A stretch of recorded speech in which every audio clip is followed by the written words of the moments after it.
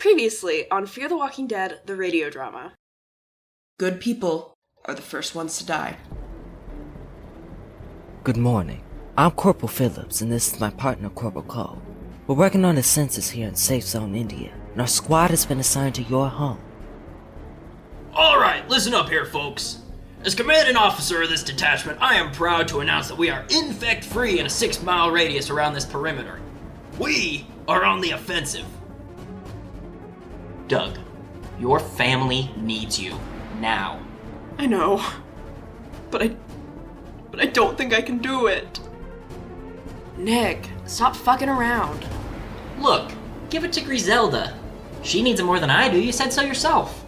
Don't be a hero. No chance of that.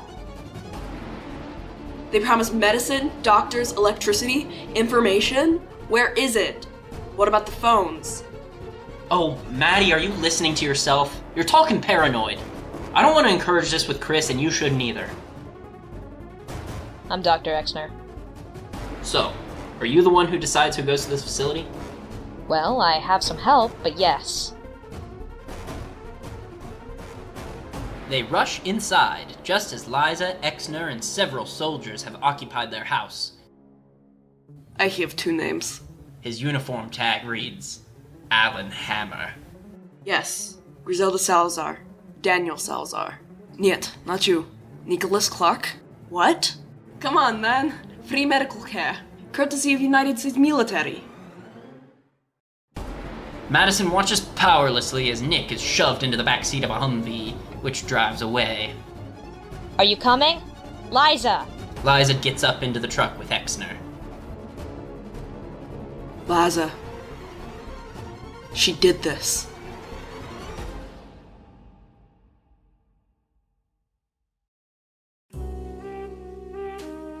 Fire. Earthquake. Flood. You bought it all, didn't you? A tall, well-groomed man stands in a chain-link fenced cell, looking down to speak to someone. The basement of a large facility has been made into a makeshift holding zone, and the National Guard is patrolling all around. Each cell is outfitted with a bench, a porta-potty, and several people who seem to be prisoners here. The man has short, styled hair, a thin beard, and is wearing a full suit with no tie, and the perfect amount of buttons on his shirt undone. That's not a question. I'm not asking, I'm telling you. I look at a person like you, and I know. You are a buyer. How do I know? Because I am a closer. I can sell anything. Everything. Ask anyone. Except, insurance. Can't stomach it. The man takes a few steps forward and walks around his subject, who we now see as Douglas Thompson. Doug hangs his head low and stares at a photograph of his family. He remains silent as the man puts one foot up on the bench next to him, leaning in to continue his monologue. Preying on people so weak, so frightened of the future, that they entrust the protection of their family to a piece of paper, to some promise of a corporation. What kind of man does that? Puts his wife and children in the hands of strangers, people he's never even met. Then, one day, the man is gone. His family alone. The wolf comes to the door. And well, no one is covered for that. The man looks at the family photo Doug is holding and grins, then comes to the other side of the bench and sits down next to him. Douglas, what's wrong? Buck up. I think I found you a bright side. He takes the photo from him and points at Maria. I presume this is the wife. Maria. Did Maria keep herself up? What? Her figure, Doug. Her shape. Does the current Mrs. Doug still resemble the woman in this picture? Yeah, she does. See there now? I'd say your luck is changing. Absolutely. Body like that.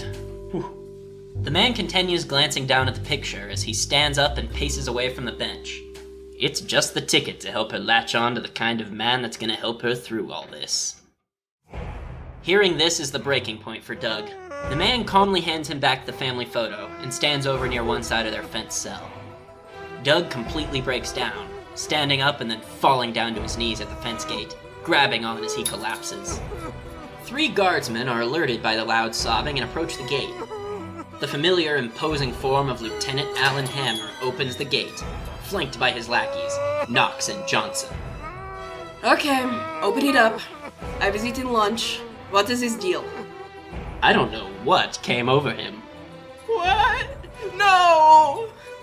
One soldier pulls Doug up and cuffs him, pushing him up against the fence to do so. Come on, let's go. I have to get back to my sandwich. Little bit of potato salad is left. What are you doing? I am eating my potato salad after this. Right now? Taking out the trash. Once the soldiers have taken Doug out of sight, the man grins and walks over to the opposite side of the large fenced cell. He leans against the fence and looks down curiously for a moment before crossing his arms and staring away. So then, who the hell are you? He glances back down at his other cellmate, who's sitting on the ground against some blankets he's tied to the fence for comfort. It's Nick! This is Fear the Walking Dead, the radio drama. Today's episode is sourced from Season 1, Episode 5, Cobalt, which was directed by Carrie Skoglund and written by David Weiner.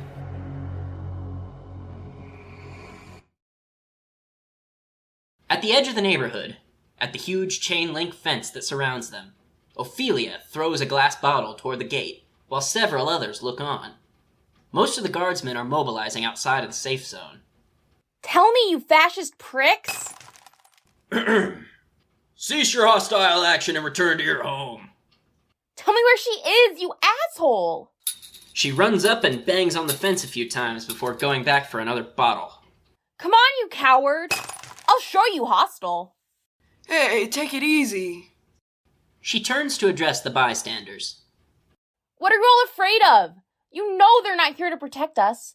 You've seen what they do. When are you gonna step up? On the other side of the fence, Richards is looking incredibly uncomfortable. What happens when they come for you, huh? When they come for your family? Why are you hiding? Despite her passionate appeal, several of the neighbors timidly back into their homes as Castro aggressively walks up to the gate. At that moment, Adams returns in a Humvee and rushes up to Castro, running in front of him. I want my mother. Wait, hold up. Step aside, Corporal. What are we doing here, man? What's it look like? Your girlfriend popped a top. She's inciting the natives. Lieutenant says I have to nip this thing.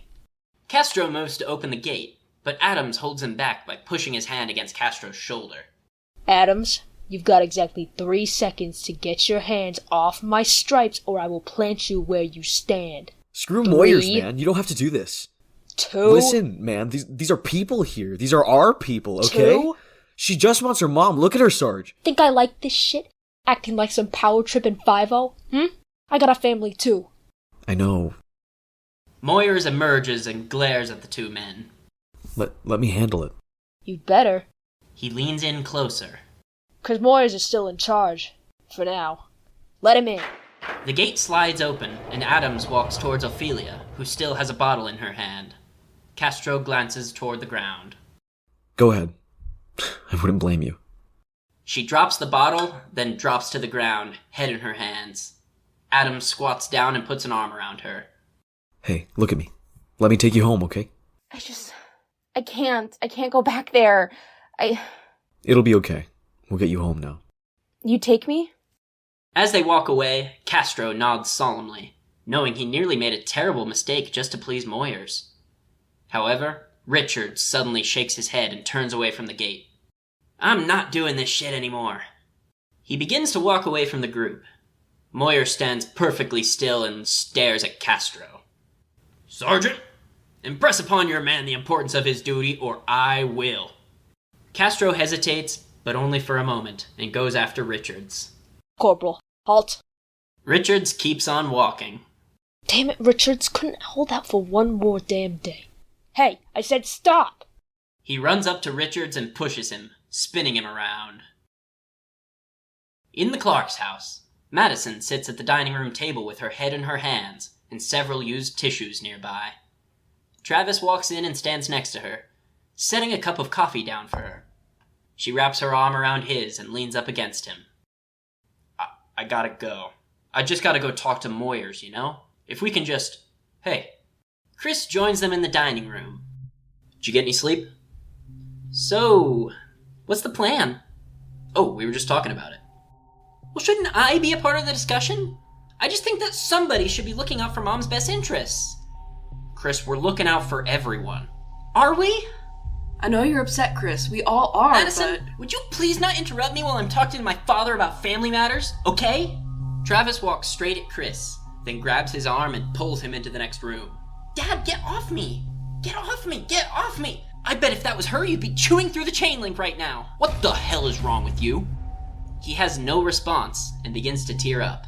Chris, look at me. Mom, she just got on the truck, Dad. They didn't take her. No one forced her. She just went willingly. Because she wants to help people. She knows they need her. Like Nick, Griselda. That's who your mom is. What if she dies, Chris, Dad? Don't go there. I need you to be strong now, okay? I can't hold us together on my own, alright? He nods and Travis pulls him in for a hug. Good man. Now go and apologize. To her? Yeah.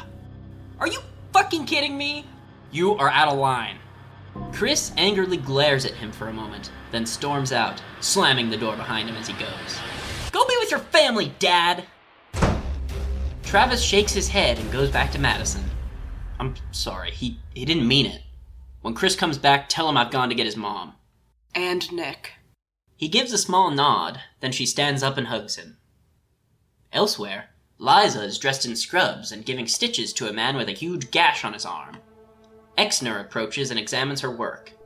Good. You're a quick study. Get any sleep? A little. Exner walks around the huge area filled with injured and sick people on cots, checking up on her patients. Hope you enjoyed it. I'm down to 3 nurses, including Hodges here.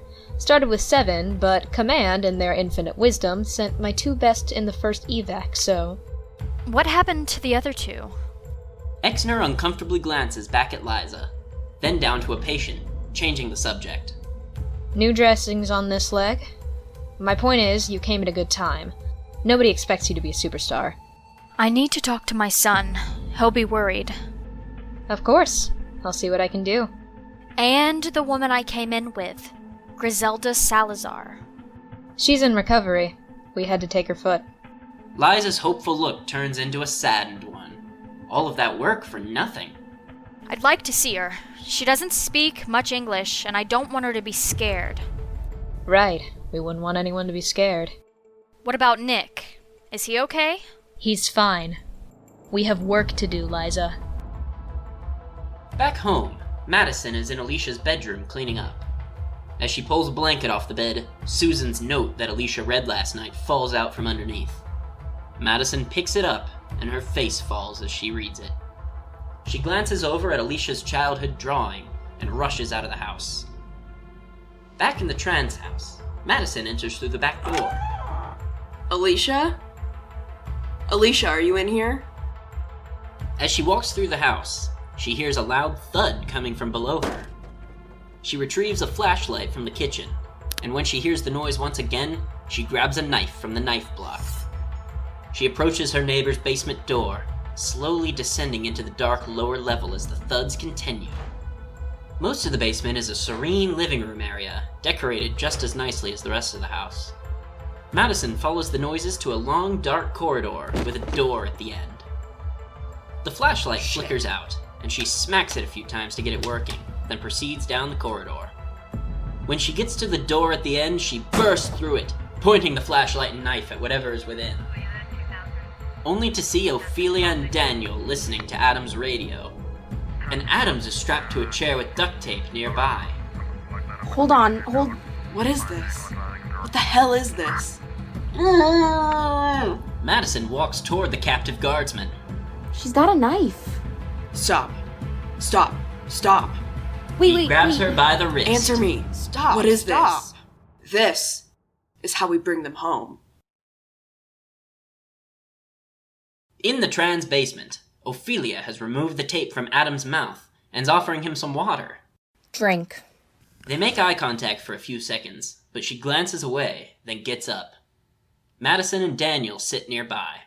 You're worried about your family. I get it. But this isn't necessary. They're going to be fine. They'll be evaluated and treated. That's all this is. You'll have them back. When? Daniel looks over at her approvingly. I don't know. Soon? It wasn't right how it was handled. I'm not the only one who thinks that either. Handled? You came into my home at night, you took my son, his wife? That wasn't me. It wasn't. He didn't have anything to do with it. We know it wasn't you. Where are they now? Look, I can help you. I want to help you. Then answer the fucking question. I wish I could. He doesn't know. Daniel gives Ofelia a look, and she walks out. Madison and Daniel follow her upstairs. This is not the way to do this. Somebody had to do something. Someone is. Travis went to talk to him. He knows the lieutenant. That's your plan. Go back to the people that took them and then, what, ask nicely? No, we have a plan. You have a United States soldier strapped to a chair in a goddamn basement. Yes. Now we have something to trade. Trade? What do you expect? We wait. Once they find out he's missing, we call. We tell them where to go. We tell them where we're gonna go to trade. And then when they come looking... I don't like this either, but my father's right. It's the only thing they understand. Ofelia goes back downstairs to keep an eye on Adams, leaving Daniel and Madison upstairs. Ten cuidado, hija. This was your idea? Yes. It's absurd. They're not gonna trade. I know that. But that soldier has information. He knows the whereabouts of my wife. He knows where they have your boy. Security. How many soldiers are with them. How much time we have left. Madison looks at him, shocked. I've seen this before. People that go out on trucks never come back. That's not going to happen here. He nods, but is clearly not convinced. Knowing where she stands on this, he motions back towards their house. Go home. Keep Ofelia there with you. Do not let her come back to this house. Wait, I don't want you to hurt him. Do you want your boy back? Of course. So which is it? You don't want to hurt him, or you don't want to know? They share a look of understanding, finally on the same page, and he returns to the basement. Outside the fence, Travis walks and talks with Moyers. You took 3 of my people, sir. I quarantine at-risk elements of the local populace. At risk for what? How long are you planning on keeping them? Well, you gotta take that up with the lady doctor, Exner. It's her show. Fine. How do I talk to her? You don't. Travis, I'm gonna shoot straight with you, okay? You've been very helpful to me. I don't like doing knock-knock raids on civilians. It's bad for morale. But look at these guys. These guys are not warriors. These are kids. These are little kids who want to go home to mama, okay? Or what's left of her. Dark thoughts, Travis. That's my enemy here. So the best thing I can do is keep these kids out in the field kicking ass and shooting holes in skin bags. They walk past a sad-looking Corporal Cole, and Moyers pats him on the shoulder as they pass. Cheer up, son. I've been places where they shoot back. You said you were a teacher or something, right? That what you said? Still am, sir. English lit. Okay, good. So you get it. Young men, you gotta keep them challenged. Gotta keep pushing them. Okay, look what we do here. Look. He leads Travis over to a Humvee where a young man is painting with a stencil of a skull onto the truck, and points at the fresh skull. 83 of these. 83 of those rotten bastards, all confirmed. That's a lot. Yeah, that's a lot. That's a company record. Can you help me get my people back or not? I get that you got issues with protocol, but I can't concern myself with civilian problems. Travis stops talking and glares at Moyers. If the ones you took don't come back soon, you're gonna have more than just me to worry about. Moyers stops and turns to him, amused. You took 11 people, and this is a tight-knit community. Lots of kids. Probably be bad for morale if they all came down here. That a threat? No, sir, I'm just being helpful. Ha! Okay, Manawa. Let's go see the doc. What? I thought you just said we couldn't do that. No, I said you couldn't do that. I can do whatever the fuck I want. I got guns. I mean, Christ, man. The dead may be walking among us, but this is still the United States of America. Castro! Castro runs up to the 2 men and tiredly stands at attention. I want your team Oscar Mike in 6. Mr. Mayor here would like to go downtown. As Moyers walks away, Castro removes his helmet and follows him. Sir, maybe we could get somebody else this time. First squad's pretty banged up. My men and I have been away for 50 hours, sir. We lost Phillips last night, too. Moyers stares up into the sky as if seriously contemplating what he's saying. 50? Here you go. He takes a hanky out of his pocket and shoves it against Castro's chest. Take that. You gotta share it though, cause I only got one. Now get your ass back in the truck, Sergeant. He bangs his fist against the chain link gate. Open! The gate slides open and Castro walks away, putting his helmet back on, his face furiously scowling as he goes. Back in the basement, Daniel sets a cup of coffee down on a table near where Adams is strapped down. Please don't blame Ofelia for the situation. She's frightened for her mother, you understand? That's why she brought you to me. My daughter, she cares for you. I care for her, sir. Ofelia is very special. She's kind, intelligent, beautiful. Yes, sir, she is. Adams nervously watches as Daniel moves a small side table next to his chair. And when she was born, I knew I was looking at the only pure thing I would ever have. She was so innocent. Adam's fear continues to grow as Daniel moves a chair next to the side table. She still is innocent. Before she brought you in, she made me promise that I would not harm you, that we would talk, and I would exchange you for my wife's return. Adams is at first relieved to hear this, but is wary once again when Daniel unbuttons his overshirt and sets it down carefully. That is not going to happen. Adams begins to shift uncomfortably in the chair, and his breathing hastens. Look, we set up command at a college about 2 miles east of here. There's a field hospital, that's where your wife is, okay? Daniel sets down a bowl, a rag, and his barber tools on the side table, then sits down. You can ask me anything, I won't hold nothing back. Look, I'm an open book, I'll tell you whatever you want. Daniel pulls out a razor and examines it before looking at Adams, almost regretfully. I know you will. I know. In the streets of LA, Travis sits in the backseat of a Humvee with Corporal Richards. Moyers mans the gun atop the truck, while Cole, Castro, and Phillips sit up front. Richards turns to Travis. So let me get this straight. You're going through downtown LA, through this mess of DZ flesh-eating nonsense, to get some kid who ain't your son, some old woman who ain't your mom, and some lady who ain't your wife? And all without a weapon. Well, actually, she's my ex-wife. No! Yeah. What happened to your face? Richards motions to the fresh cut and bruise on his face. Oh, this? Nothing, sir. Momentary lapse of patriotism. Suddenly, Moyers wraps his hand against the top of the truck, indicating that they should stop. Castro rolls his eyes. Now, sir? You've got to be kidding me. Hoorah! We got one! Stop the truck! Sir, I just don't think this is the best time. For what, Castro? Doing our duty? I don't know which side you're on. Cole pulls the Humvee over to the side of the road, and Richards and Moyers excitedly get out of the truck. Castro is annoyed as he sets up a rifle with a scope and a bipod. Once they're all out, Cole stands protectively near Travis, while Moyers begins aiming at a distant dead person. Ooh, she's a ripe one. How many points? Looks like first floor, east corner. 900 yards. Looks like 5 mile-per-hour crosswind. How many points, though, Castro? Don't be a party pooper. 3 points, sir. 3? You know I don't do anything for less than a touchdown. Moyers glances over to Travis and grins.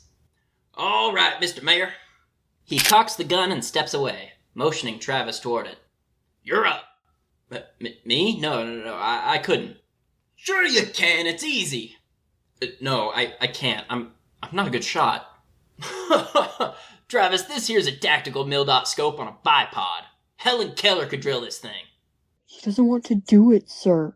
You a conscientious objector, Travis? Okay, someone who likes to live under the protection and eat our with all due MREs respect, sir. and sleep in a cozy bed. You're with not his listening, wife. sir. But when it comes to getting his hands dirty, he doesn't I'll want do it, sir. Hell no, you won't. Hell no. Everyone freezes and Castro glances at Moyers as he turns back to Travis. Now, Travis, I just want to know what it is. 'Cause you don't think she's human, do you? 'Cause if you do, if that's what you think, then we're just a bunch of murderers. Is that it? No. Okay. No, that's not it. Okay. Then come on. Travis walks over to the gun and leans down to look into the scope. Castro stands nearby and coaches him. This is a 50 cal, so cheek on the stock, tight to the shoulder, press the trigger, don't pull. Open your mouth. Travis looks up at him inquisitively. Cole nods. Pressure differential. You'll pop your damn retina, man. Travis looks through the scope again with proper form and sees the undead woman in the faraway building. She turns toward them and the eyes he sees are hers. He looks away from the scope. It's all right. It's not a person. Looking at her again, Travis sees that she has a name tag. Kimberly. He stands up and backs away from the gun, unable to put her down. Moyers walks up to him and pats him on the back. That's what I thought. Cole pats Travis on the shoulder, and they back away as Moyers goes back to the gun, quickly takes aim, and blasts the woman's head clean off. Travis's eyes widen, and he stares forward as the Humvee's radio turns on, revealing the horrible sounds of a squad in need of reinforcements. Cole directs Travis back into his seat, and the truck quickly pulls away to rescue the others. Back at the occupied college, several Humvees pull up to a loading dock in the back. Guardsmen bring out their injured companion on a stretcher, while Liza and Exner apply a respirator and check his condition. Soldier, can you hear me? He's blue. Cyanosis, chest contusion. What are we looking at here? Collapsed lung. Very good, tube him. Exner waves the soldiers along, and another man is brought on a stretcher. Liza makes an examination. Another fracture, facial abrasions, possible concussion. What's that? Liza moves part of his uniform to reveal a large, gory series of bite marks on the man's chest. Are those bite marks? Shit! I see bite marks. Corpsman, we got one. On me, let's move. Quarantine. They rush away from the bitten man, taking the other patient away into the main hospital area. Liza looks back to see a nurse pushing the bitten man away from medical help and into quarantine. Another grabs some sort of device connected to a canister of compressed air. She catches up with Exner, who seems to intuit her discomfort. Anything that looks like a bite is. You're trying to save 6 people, I'm trying to save 600,000. That means one slip up, one what if, and we all start finding out how the neighbors taste. The military radio goes off, and the sounds of the overwhelmed squad fill the makeshift hospital. Stay sharp, we've got more on the way. Liza takes a deep breath and begins working on the man with a collapsed lung. Travis too hears the same radio call as the Humvee flies through the streets of LA. There's a squad pinned down in the library. We're gonna get him out. So when we roll up on this bitch, you stay in the truck. Got it? Travis nods as Richards gets his weapon ready. The Humvee screeches to a halt in front of the library. Cole looks around and gets a read on the situation. Squatters, probably. Whole bunch must have turned. Shit, no wonder these guys got overrun. I thought this area was evacuated. It was! These are the holdouts. Some people just don't trust the government. Imagine that. Travis and Castro remain in the truck, and Castro looks at him seriously. No matter what, stay in the truck. Trust me. Castro gets out and stands behind Moyers and in front of his team. He turns to them and all 4 of them nod. Moyers leads them into the library, and they take out some undead at the front. Then, Moyers rushes in, and the squad holds back for a few seconds before entering as well. Travis watches and listens to the radio calls of the other squad. He looks up front and sees a picture of Castro's wife and daughter, then watches in terror as the soldiers pushed from a window by 2 undead people, and the radio goes silent. In the trans basement, Adams is still bound to the chair, sweating profusely as Daniel begins a story from the old days. There was a fence, just like the one surrounding us now. Inside the fence was a building. In the building, a room. And in the room, a chair. Just like this one where you sit. This is where they bring me. I was very young. The man with the blade and the man in the chair, they're not different. They both suffer, their lives are changed forever. They bring me in, and they give me a choice. Which man will I be? Daniel wipes the blood off of his razor with a rag. Spatters of blood stain his undershirt. Please stop. Daniel grabs the radio and brings it over, shoving it in Adam's face. This word, it's used many times in your radio transmissions, so I know it is important. What is Cobalt? Adam still won't answer him, so he pulls a rag off of Adam's arm, revealing a bloody mess. The inside of Adam's forearm appears to have been carved away, one layer at a time, leaving a deep wound, surrounded by messy remains of skin.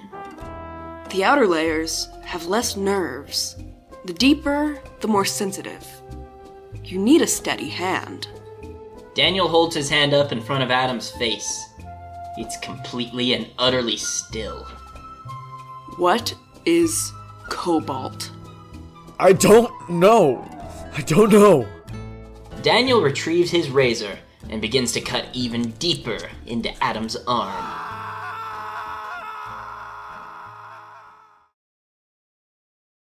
Out in the neighborhood, Chris lays on top of a random neighbor's car when he hears the bell of a bicycle ring. Have you no respect for private property?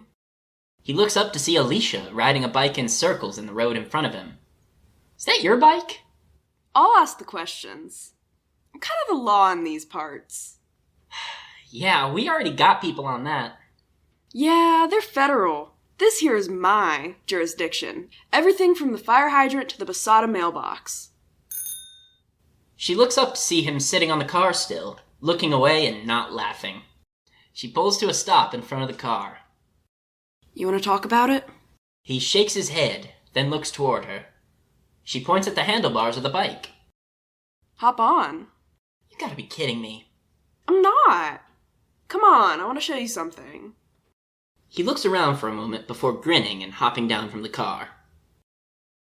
A bit later, Chris is inside of an extravagant home, flying a drone around in the bedroom. He shouts across the house. Hey, whose place is this? I don't know. Rich people? Last to move in, first to get out. Yeah, but what if they come back? They're not coming back. Man, can you believe all this stuff? In another room in the house, Alicia is wearing an elegant dress and digging through some more nice clothes in a closet. These little bastards were having the childhood we deserved. He flies the drone out of the room and it falls down the stairs, so he goes to retrieve it. Alicia walks over to a standing mirror to look at another dress she wants to try on. She begins to slip off the one she's wearing to put the new one on, but she looks into the mirror and sees Chris on the stairs behind her. She turns around and glares at him, prompting him to awkwardly turn around and explore the rest of the house. Alicia looks into the mirror and smiles at herself. Back at the fenced-in holding cells, 3 soldiers approach the cell Nick shares with the suited man, the very same ones who came to the Clark's house to take Nick away. Alan Hammer points to the suited man. Step to defense. What? No turn and cough? Despite the sass, he does as he's told, and Alan reads his temperature with a laser thermometer. 98.6. He hands the thermometer to Knox and points to Nick. Check's that guy. 101.1. Remove him. The boy's not sick, Melvin. Orders. Anyone with fever goes downstairs. Just like at the house, Nick is cornered by the 2 soldiers. Go. Once again, Nick won't be taken without a fight, and he pushes them, trying to get away. Hey, relax, buddy. The suited man walks up to the lieutenant and points at a Rolex on his wrist, as Nick struggles behind him. I presume you found our last transaction to your liking? Here we go. Da? And I'm not giving it back. No, of course not. A deal's a deal. But I'm suggesting an additional transaction. Something to round out the ensemble. The soldiers pull Nick out of the cell and drag him through the walkways between sections of fenced cells. I swear! The man remains calm as he talks to Alan Hammer, pulling out a shiny cufflink from his pocket, displaying it for the lieutenant to see. Alan Hammer nods and holds his hand up to his soldiers. Hold. Let me help the boy. I'll keep an eye on him. You can take this as collateral. Alan Hammer takes the cufflink in his hand and looks at it carefully. Where is the other one? Las Vegas, I think. Yeah. Tragically. I want them both. Or no deal.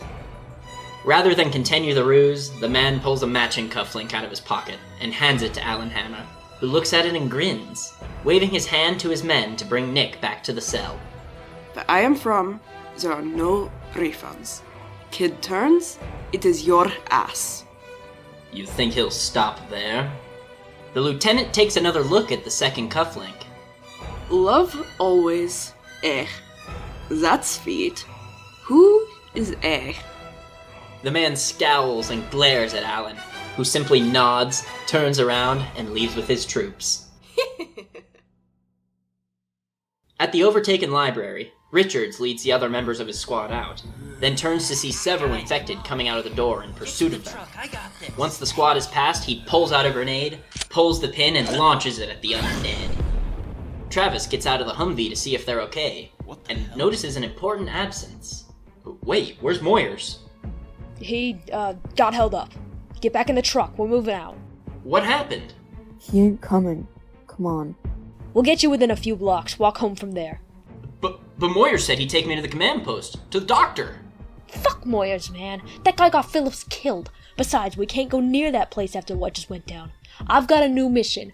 Operation Get My Ass Back to San Diego. I'm sorry about your family, but mine comes first. Good luck. Castro holds up a picture of his family and nods. Hey, it's been good knowing you, Travis. Keep your family safe, sir. Now let's get out of here.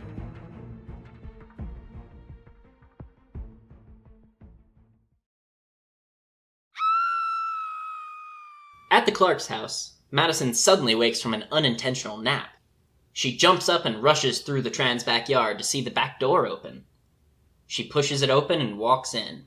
Ofelia, what?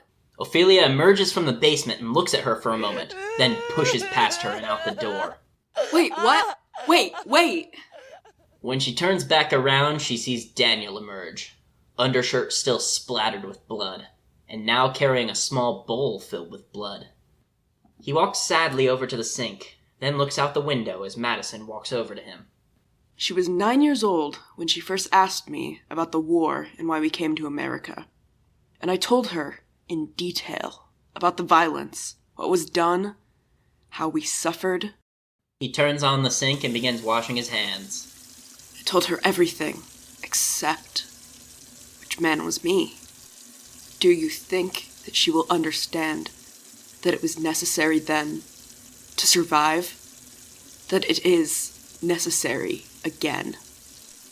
She quietly stares at him for a moment as he begins to scrub out the blood-filled bowl in the sink.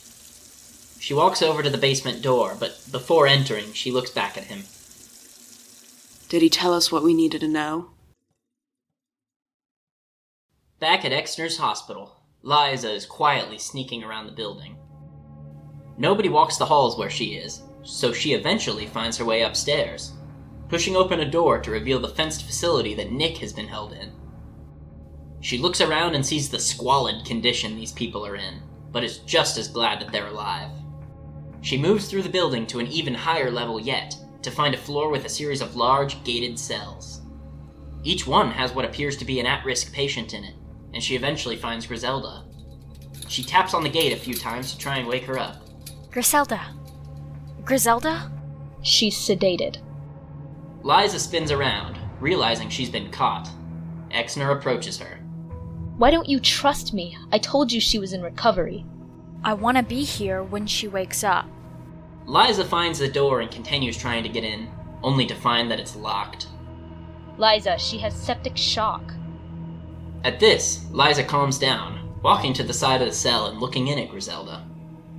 Sometimes all we can do isn't enough. Griselda! This time, Griselda's eyes slowly flutter open. At the rich people's house, Alicia and Chris are all dressed up in the finest clothes they could find. They stand in the living room at the mantel of the fireplace, looking at family photos. Where do they go? Do you wonder what happened to them? Nope. She sighs and walks away from the mantel toward a grand piano covered in a sheet.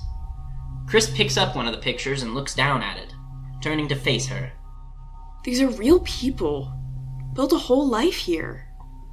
She pulls the sheet off, sending dust flying into the air, then sits down at the piano bench. And now...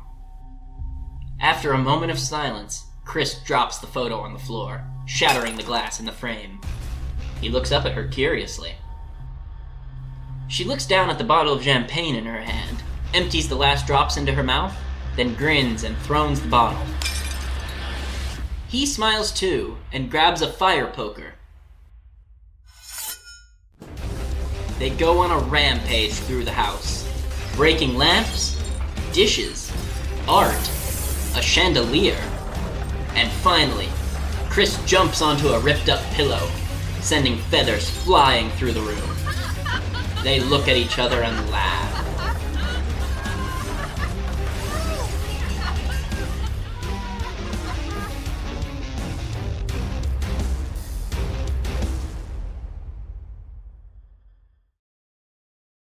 Out in the street, Travis finally makes his way back home, finding Ofelia sitting in the driveway of their house. Ofelia? He rushes over to her and puts an arm around her. She seems to be in shock.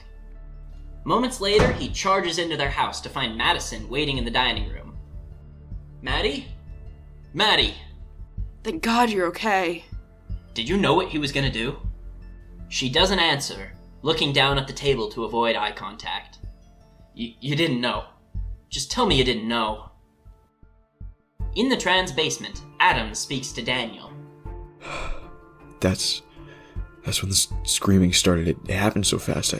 I'd never seen him turn that fast before. All those people, 2,000 of them, just trampling each other, and they couldn't get out, and we couldn't tell the infected from. Oh God, I can hear him. I can still hear him. Yeah. What did you do? We locked him in the arena. I chained the doors. That's what I did. I believe you.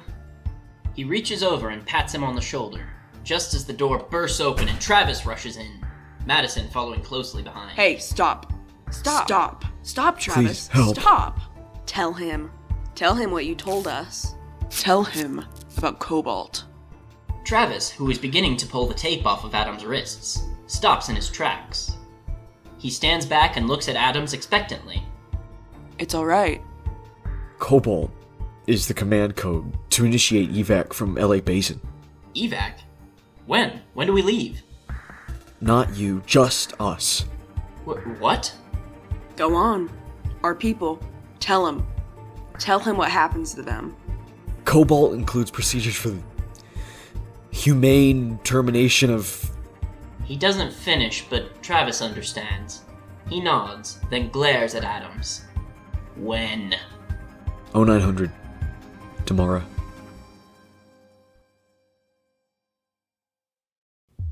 In the cell he shares with the suited man, Nick vomits into a homemade trash can made of lots of tin foil.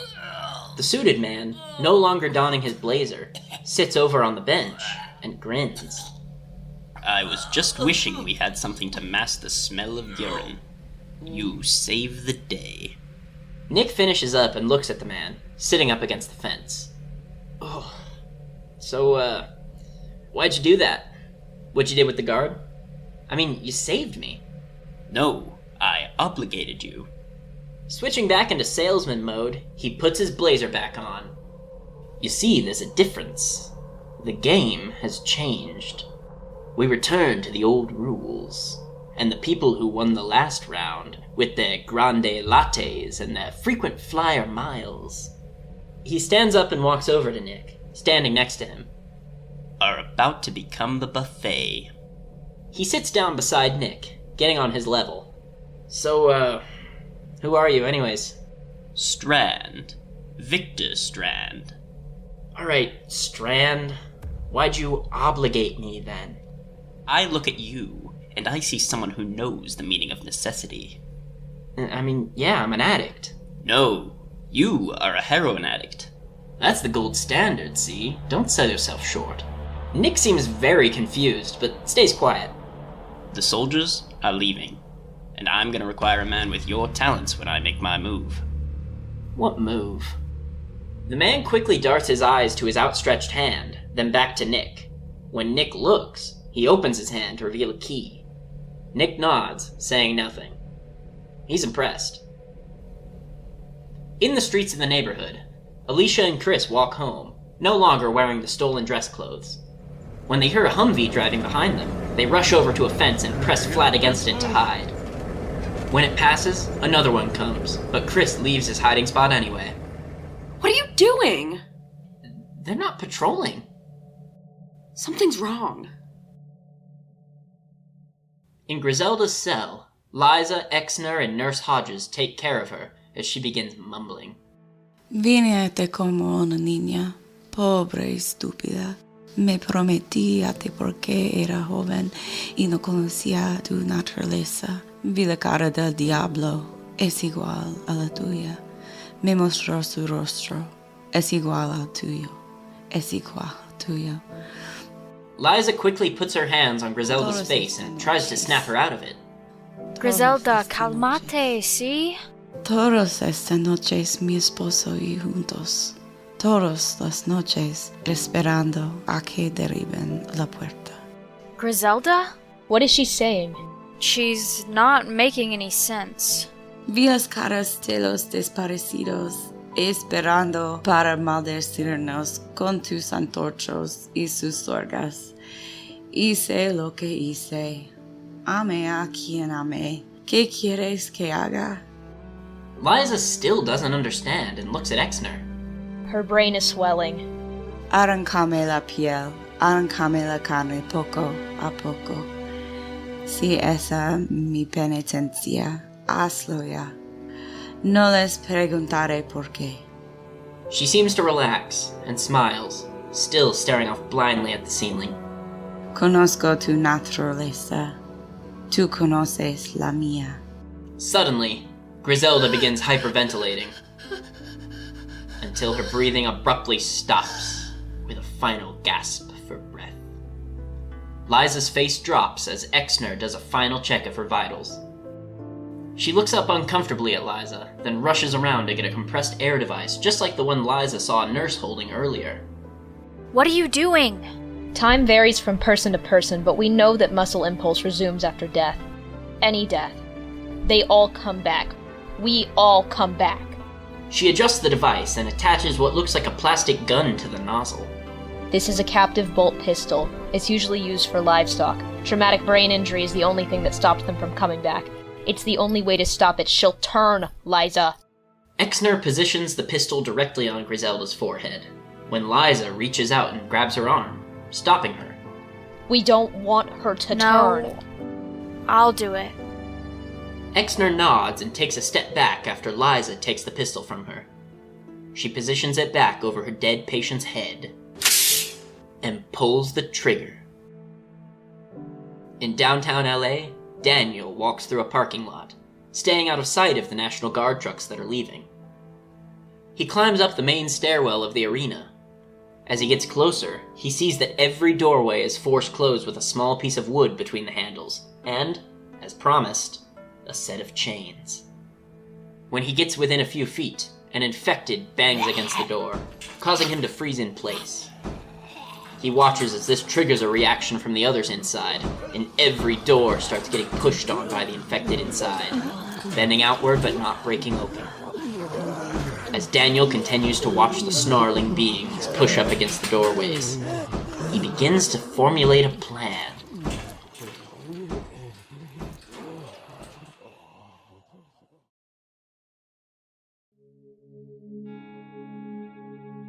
This has been Fear the Walking Dead the Radio Drama. Today's episode was sourced from Season 1, Episode 5, Cobalt, which was directed by Carrie Skoglund and written by David Wiener. This production was brought to you by Parker, director, editor, and writer, and Tate, assistant director, casting director, enforcer, wizard, and thumbnail artist. This episode starred Parker as the narrator, Nick, Travis, Chris, and Victor Strand. Tate as Madison, Alicia, and Daniel. Cathy as Liza. Hope as Ofelia. And Melisa as Griselda. Our supporting cast from this episode includes Luke as Dr. Exner and Castro. Parker as Moyers and Richards. Joe as Adams. Tate as Melvin Allen Hammer and Doug. Knox as Knox and Cole. And Woflix as Johnson. Thanks for listening. If you're enjoying the series so far, leave a like and a comment, and make sure to subscribe to hear the next episode. Also, check out our Discord link in the description to come chat with us or even join the cast of the radio drama yourself. This is probably my favorite episode of Season 1. Shit's gonna hit the fan next time, but the setup is just so sweet. We've been building toward every storyline in this episode all season long, so our characters are finally the people they need to be to survive in this world. We're also introduced to Strand, that smooth-talking suited man who takes Nick under his wing starting in this episode. And of course, we learn about Operation Cobalt, which ties very closely into the larger Walking Dead universe, especially with the backstory given to Okafor and the ones who live. There's nothing to do now but wait and see what Cobalt will do to our survivors, and where they're headed next. Thanks again, and tune in next time for the Season 1 finale, Episode 6, The Good Man.